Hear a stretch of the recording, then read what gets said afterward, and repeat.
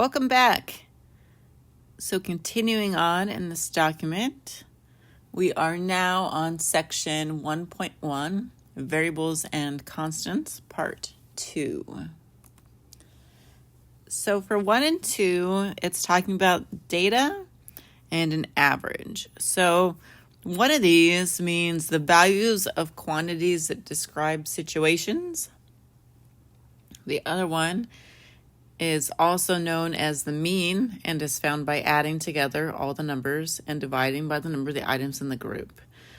So which one do you think is which?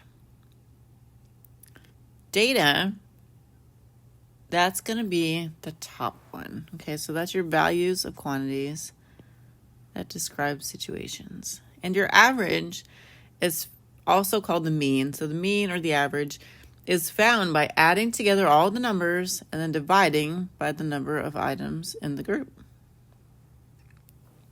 So for example, finding the mean or the average of 2, 3, 8, and 11 is 6. Because what you do is you take the sum, so you add all those numbers together here on the top, and then divide by the total on the bottom. Now, really practice. I know this is probably new to you, seeing this written out this way with the something equals something equals something. Really practice trying to write it out just like this, okay? So just go ahead and copy this. This will follow you all the way through the rest of math, okay? So you want to put the first thing and then equals, and then simplify it equals the next thing equals the answer, okay? So a lot of people just kind of put scattered work everywhere, and that's fine when you very first learn this stuff. But I want us to be prepared for the next class that you're going to have to go to after this, okay? So in all your next classes, you'll be expected to write out like this. So just practice it now. Let's start some good habits, okay? So 2, 3, 8, and 11 is 24 over 4. And that 24, that fraction means divide, right? So then I just want to put 24 divided by 4 is 6. Now, if you wanted to skip this step here, the 24 divided by 4, I'd be fine with that. If you know 24 over 4 equals 6, you can just go ahead and write that equals 6 and leave out that small part. And then next, we can plot our points on a number line. If the number line isn't provided, make sure that you use a straight edge. So that's some of our math department rules, is to use a straight edge. And you also want to include those arrows on the ends. So that means, let me circle them here. So here's an arrow, here's an arrow. You want to make evenly spaced and numbered tick marks. You want to label your points if they don't fall nicely on the tick marks, okay? So if they land just right, like these ones I'll do, they're right on the 2, 3, 6, 8, 11. We don't have to number those because we already numbered our tick marks. But if it was like 10.5 and we just put a dot in there, we would want to go ahead and place that dot and label it. Also, label the number line with a variable that makes sense. This n is typically the default. I think it's for number, actually. So n is typically the default. And I say, for example, here's a number line of the points and mean that we just found. So we just found the mean or the average of 2, 3, 8, and 11. So I plotted those, and then I went ahead and labeled that 6. I just put AVG for average. Okay, so number 4, let's see what we have here. Go ahead and try both A and B on your own, okay? So go ahead and read through it. Give it a try. So go ahead and hit pause, give it a try. Do your best. Come back when you're ready.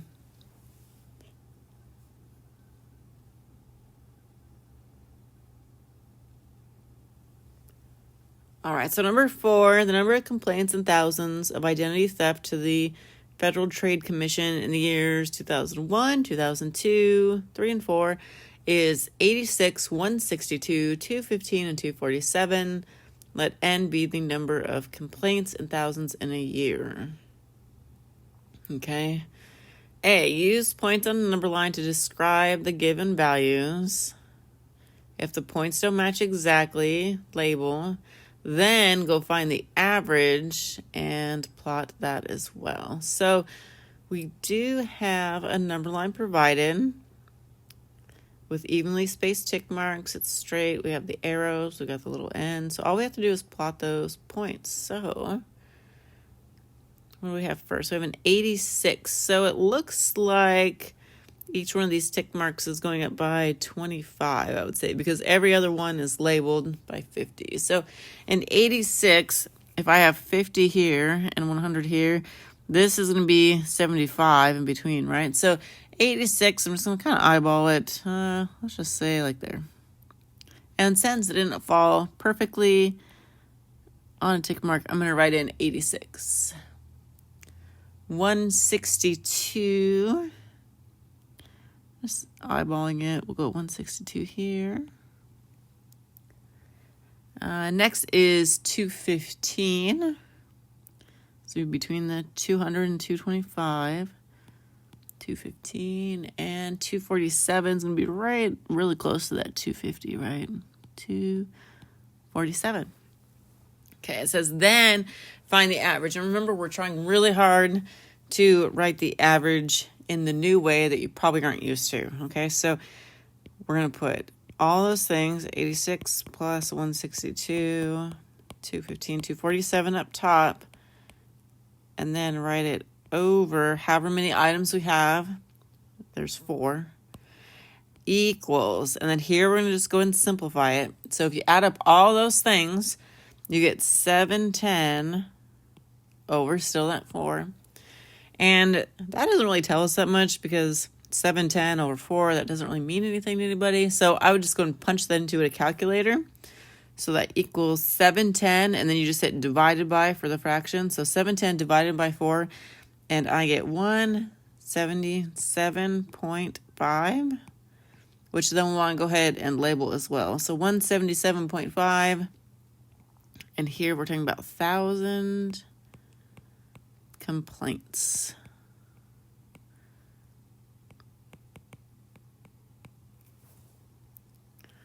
All right, so now for part B, it says, did the number of complaints increase, decrease, or stay constant? So at first it was 86, then it went up to 162, then it went up to 215, then it went up to 247. So to me, all those sound like they're increasing.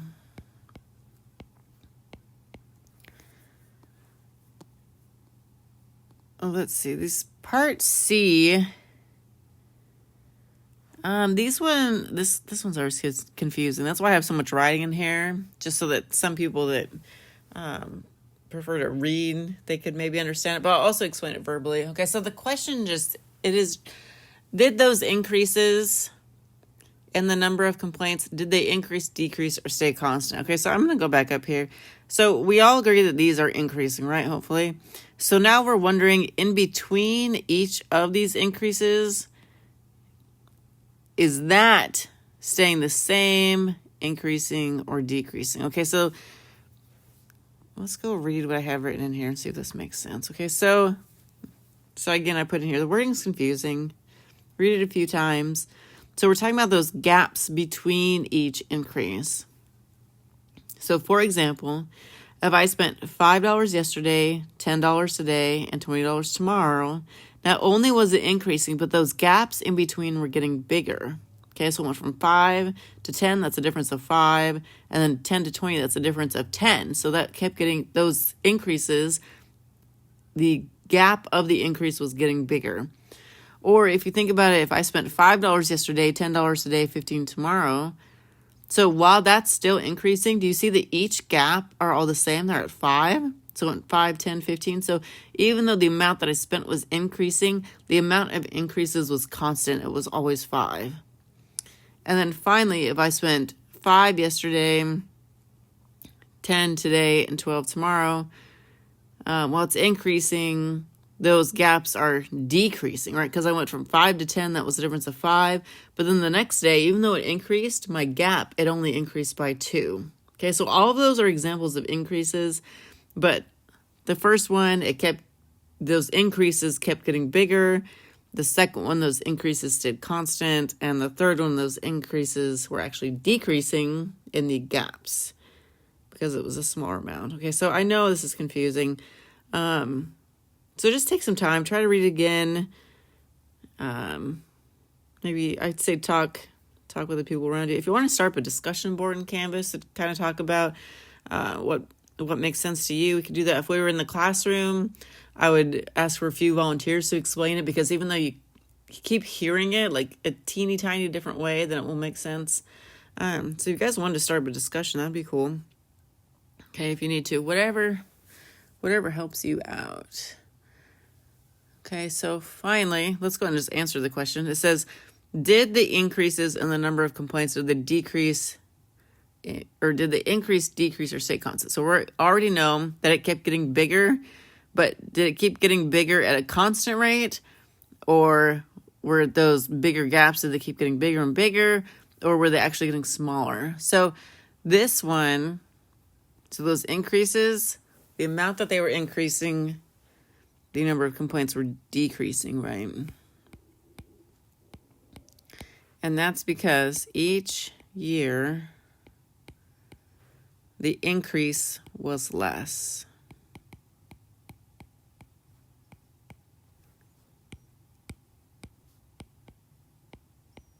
And I'm going to put smaller gaps on graph.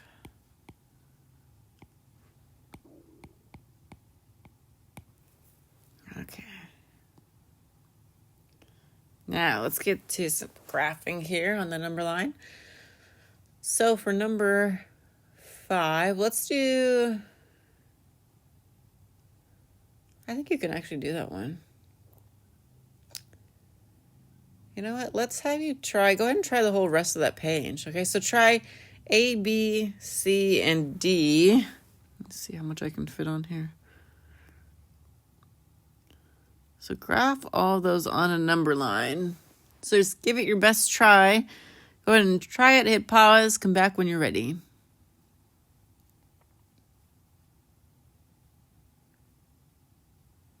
All right, so graphing those on a number line. It's already labeled for us, and this one's really nice because they're all perfectly on a tick mark, right? So we go to 5, put a dot, -2, 0, -3, 4, and -1. There we go. How'd you do? All right, cool. Next. Oh, these ones, not exactly on the number line. And they're going to all be kind of bunched together, right? This one is going to be messy. So 2.8, I'm just going to kind of estimate it's in the upper part between 2 and 3. There's 2.8. 3.6, roughly halfway between the 3 and the 4. 0.4. So 0.4, that's between the 0 and the 1. That's almost a half, right? So 0.4 is down here. 5/2. Do you know how to find that on your calculator? There's a fraction button. It's kind of confusing, though, and different calculators work differently. But one thing that will work for everybody is if you see 5/2, and if you hit on your calculator 5 divided by 2, or maybe you actually know this, that you don't need a calculator, but it is 2.5. So I'm going to go to 2.5, put a dot, and that's that guy there. And I'm going to label that as 5/2, since that's what it asked me to originally plot. And next is that 1.1. And then we have this 9 halves here.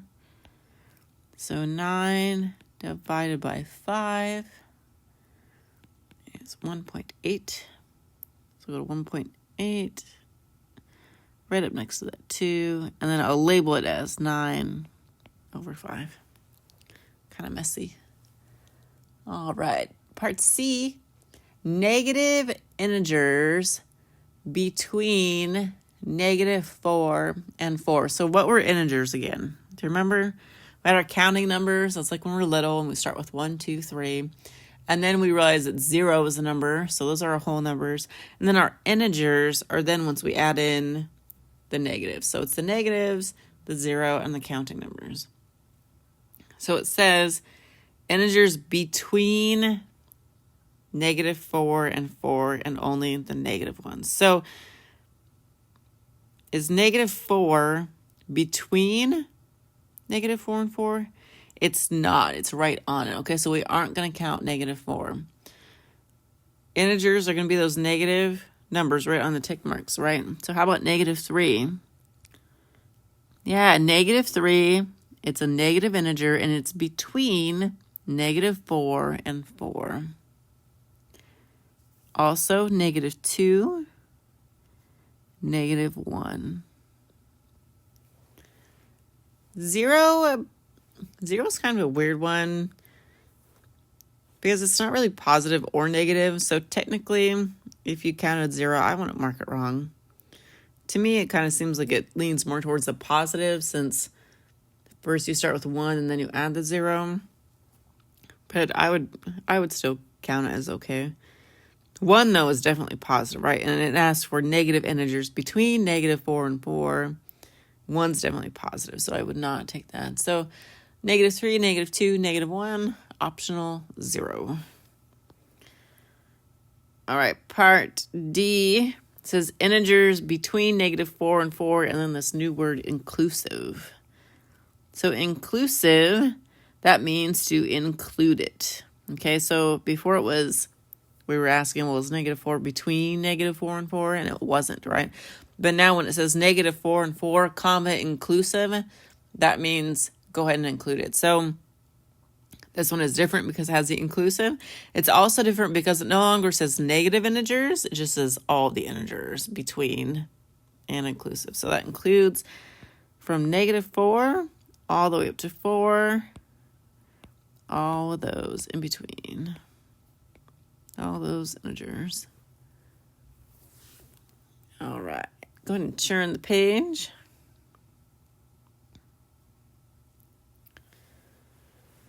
Let's see. So there's E and F for the number line, and then 6, a little bit of a word problem there where you're going to draw out your own number line.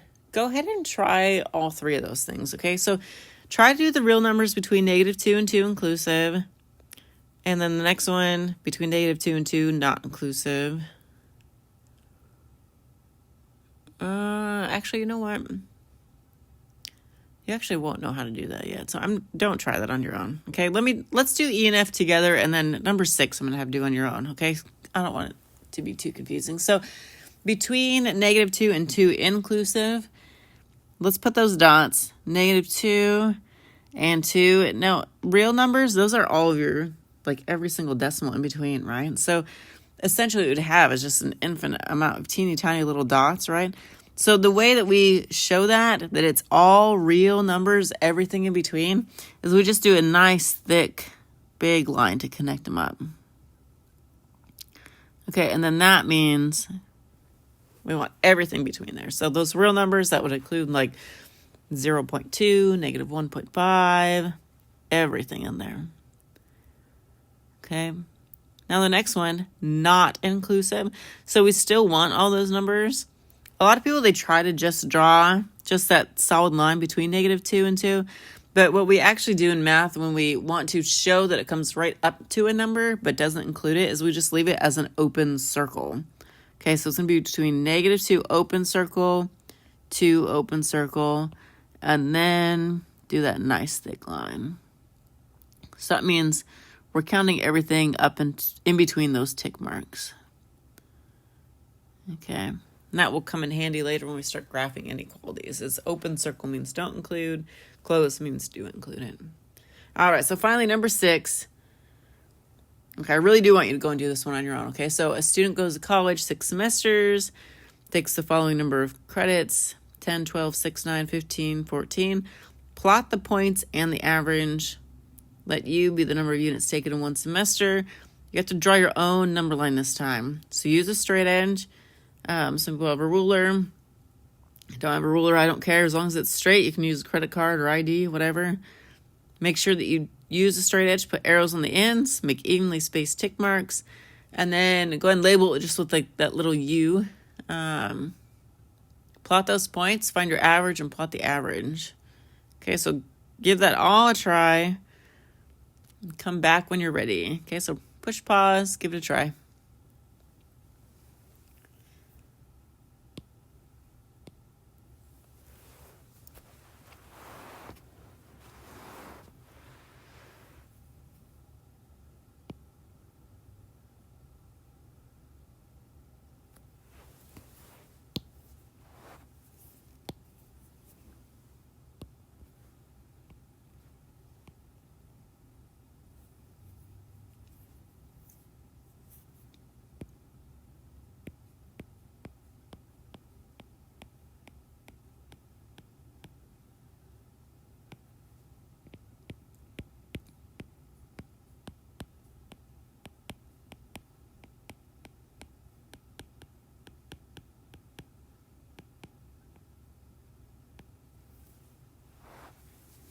All right, so I went ahead and used my straight edge.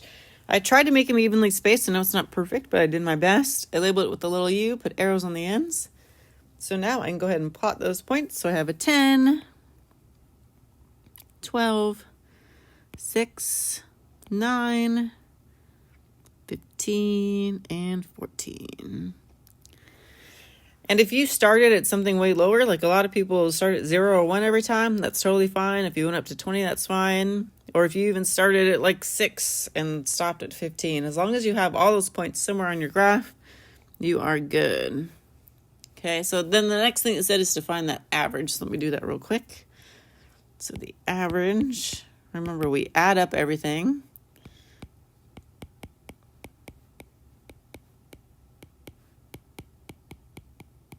And divide by the total is 6. And when I add that all up, I get 66 over 6, which equals 11 units. Always label your story problems. So then I'll go to 11. I'll plot that. And since that one was a little bit different than what we were given, I'm going to go ahead and label it with average. All right. And I think that wraps up today. So good job. I will see you tomorrow. Have an awesome day. Bye.